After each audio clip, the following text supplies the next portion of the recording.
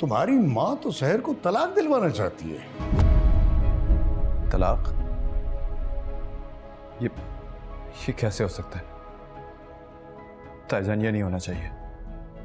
तुम मुझे हुक्म दे रहे हो? मैं सिर्फ आप ही की बात दोहरा रहा हूँ ताईजान।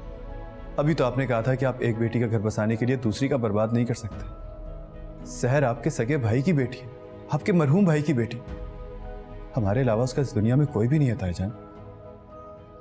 मैं उस पर इतना बड़ा जुल्म नहीं कर सकता। लेकिन जब तक वो इस घर में रहे, वो इस घर में रहे या ना रहे, मेरी जिंदगी में हमेशा रहेगी। और अगर वो मेरी जिंदगी में ना रही तो मैं मरने के बाद अब्बू और एजाज चचा को कैसे फेस करूंगा ताईजान? आप भी नहीं कर पाएंगे। बताइए, कर पाएंगे आप?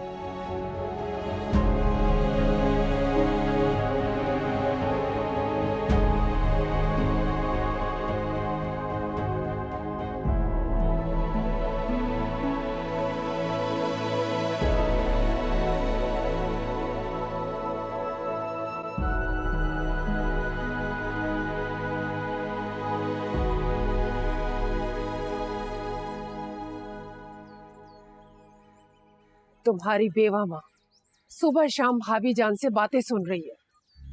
बस करो, और कितनी बेइज्जती करवाओगे मेरी? जाओ अपने कमरे में।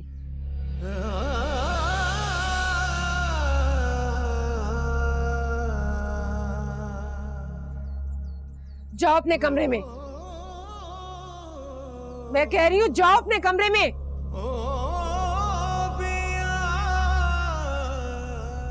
ऐसे नहीं मानोगे। चलो।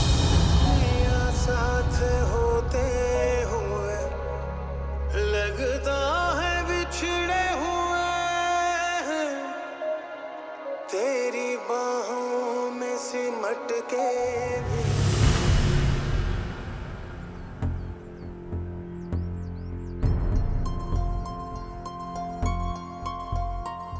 मेरा सर दर्द से फटा जा रहा है।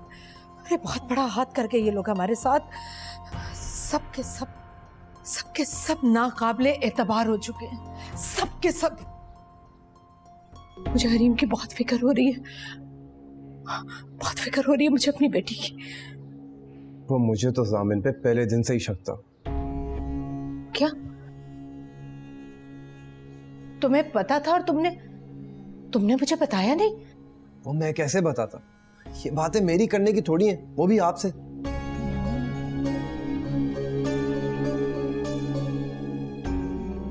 दिल तो चाहता है कि मैं अपने हाथों से जामिन को मार डालूं। उसकी वजह से मेरी बेटी की जिंदगी बर्बाद हो गई। ठीक कह रही हैं आप, बिल्कुल ठीक कह रही हैं आप। सजा मिलनी चाहिए, और ऐसी मिलनी चाहिए कि वो जिंदगी भर याद रखे, बल्कि सहर और जामिन दोनों को मिलनी चाहिए।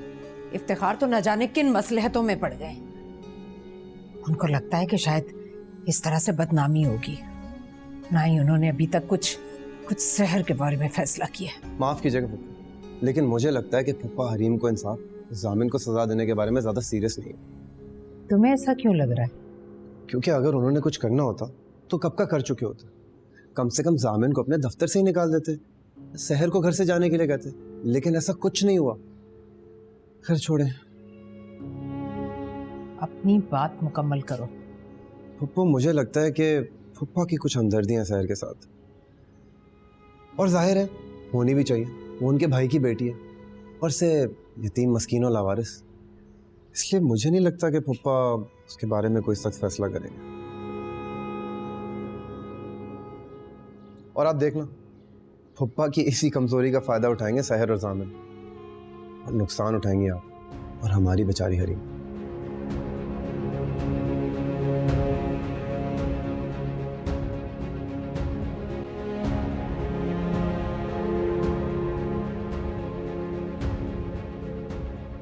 सुबह होते ही मैं यहाँ से चली जाऊंगी ताया।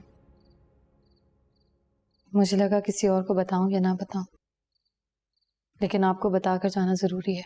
कतन नहीं, तुम जहां जाना चाहो जा सकती हो।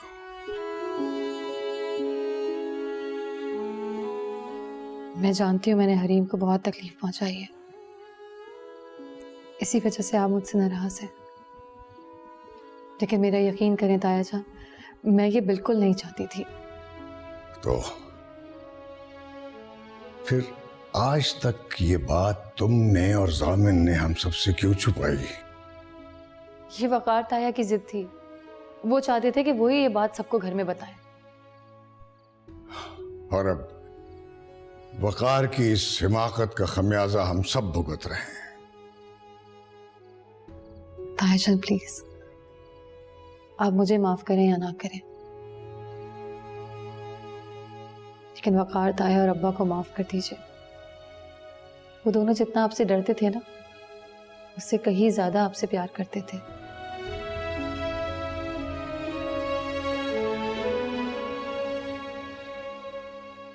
उन्हें माफ कर दें प्लीज।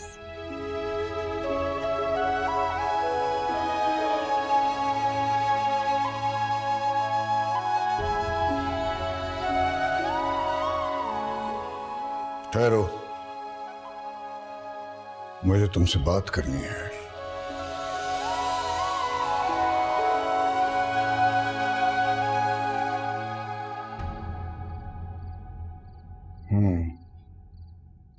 मैंने तुम्हारी और जामिन की पूरी रुदात सुन ली है।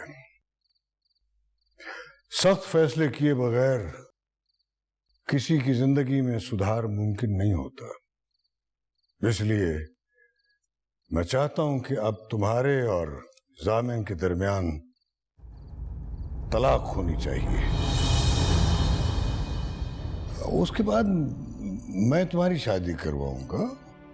मैं जिम्मेदारी लेता हूं। जामिन से ज्यादा अच्छा और बड़ा खानदान। गुस्ताखी के लिए माफी चाहती हूँ ताया जान,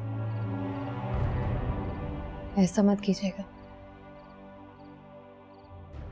ये शादी मेरे लिए एक डरावना ख्वाब साबित हुई है। एक कफस से निकलकर दूसरे में हरगिज नहीं जाऊंगी। मैं जानती हूँ आप हरीम को खुश देखना चाहते हैं ना, मैं भी यही चाहती हूँ। इसलिए मैंने फैसला किया है कि मैं हमेशा के लिए यहाँ से चली जाऊंगी। लेकिन वो मैं आपसे वादा करती हूँ ताया जान, मैं जामिन से अपना कोई हक नहीं मांगूंगी। आज के बाद मैं उनकी जिम्मेदारी भी नहीं रहूंगी। मैं जा रही हूँ और दोबारा कभी वापस नहीं आऊंगी।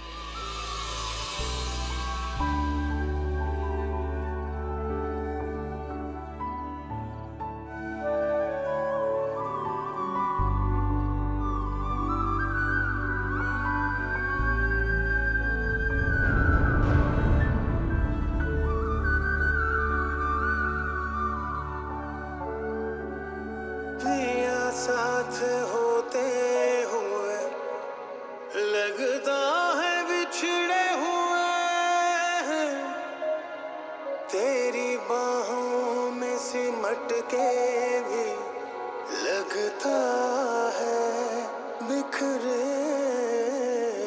हुए हैं।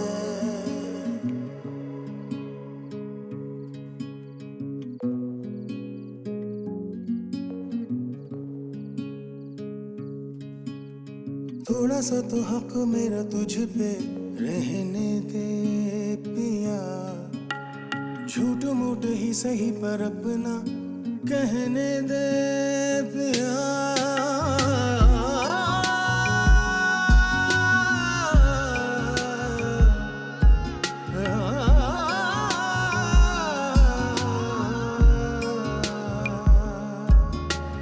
रब ने बना दी मेरी जिंदगी तेरे नाम की, मैं तो पिया सारी तेरी तेरे बिना किस काम की। कोई शिकवा करो। फिर क्या फैसला किया आपने? जामिन को पुलिस के हवाले करें या सहर को तलाक दिलवाएं? आप सुन रहे हैं मैं क्या कह रही हूँ? जवाब क्यों नहीं दे रहे? बरसे नैना बरसे ये नैना रे, बरसे नैना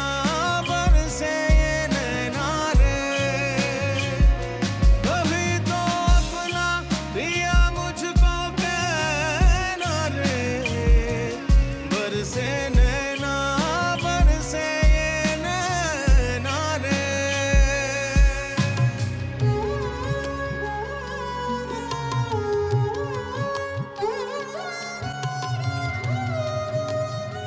ये क्या कर रही हो तुम? कुछ नहीं, बस अपने कपड़े वगैरह जामिन के कमरे में शिफ्ट कर रही हूँ। मगर क्यों? क्या मतलब क्यों? मेरी शादी हो चुकी है, अब जामिन का कमरा मेरा कमरा। क्या तुम इतनी आसानी से उस धोखेबाज को माफ कर दोगी? मैंने ये कब कहा? बरसे नैना बरसे ये नैना रे।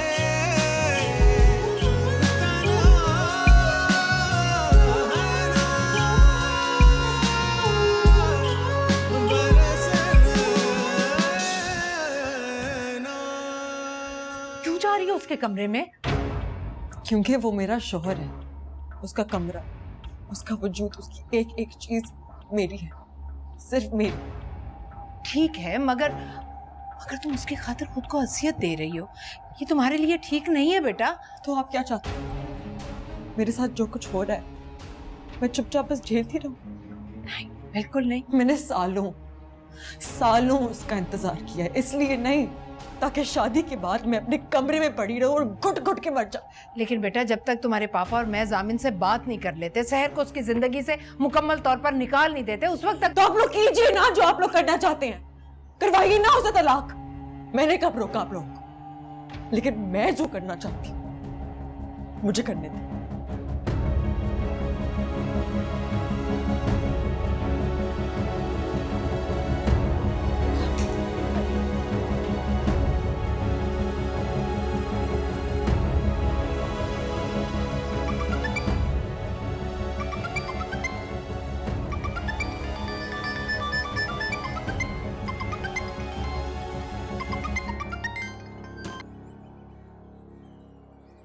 हेलो। क्या करिए सर? जाने की तैयारी। तुम कहीं नहीं जा रही सर? मैंने आपसे कहा था मैं जा रही, आप मुझे रोकेंगे नहीं। सर ये सब कुछ ठीक नहीं है। तो फिर आप ही बताइए क्या ठीक है? ना मेरा यहाँ रुकना, ना आपका मुझे यहाँ रोकना, कुछ भी तो ठीक नहीं है जान। लेकिन सर